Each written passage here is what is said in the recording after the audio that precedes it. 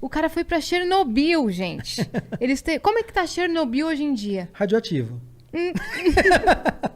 Então, obrigada. Foi isso. Não vou mais atrasar o show. Sabe aquele... Exatamente. Não, assim, tá acessível para turista. Obviamente que você tem algumas regras que você tem que seguir. Você já viu que eu gosto de viajar para lugar que tem regra, né? Você tem algumas regras que você tem que seguir, porque de fato tem lugares ainda que são bem radioativos. Mas é um lugar acessível. Então, o Chernobyl em si, onde você vai lá no reator e tal, que eu cheguei a 300 metros do reator, não é a área mais radioativa da região.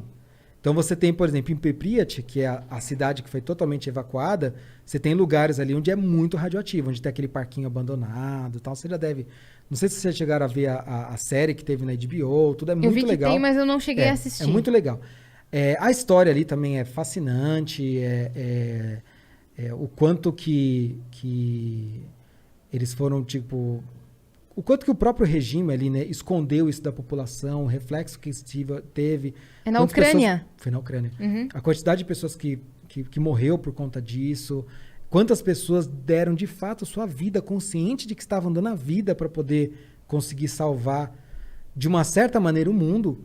Porque em um determinado momento, o calor era tão intenso e o magma radioativo era tão intenso que ele estava quase chegando ao nível de ter uma segunda explosão.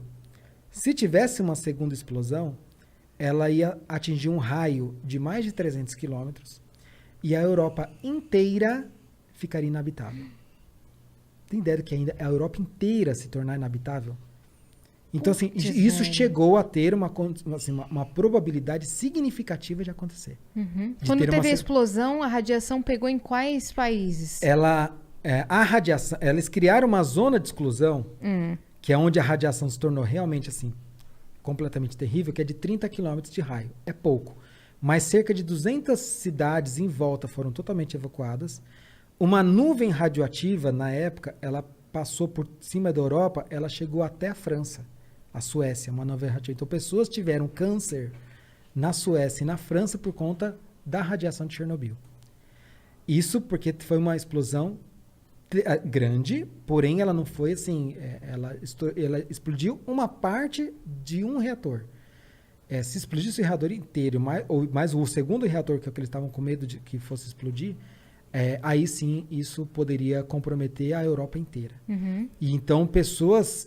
conscientemente do que estavam fazendo, foram lá e trabalharam numa área radioativa, morreram meses depois, mas sabiam o que estavam fazendo para evitar uma catástrofe maior. Caramba! Meu Deus. É uma história muito incrível. Muito você chegou a ver algum escombro da Guerra Fria, assim? Então, bunker, esse tipo de coisa? Lá em Chernobyl, tinha uma base secreta soviética que o mundo não sabia que ela existia.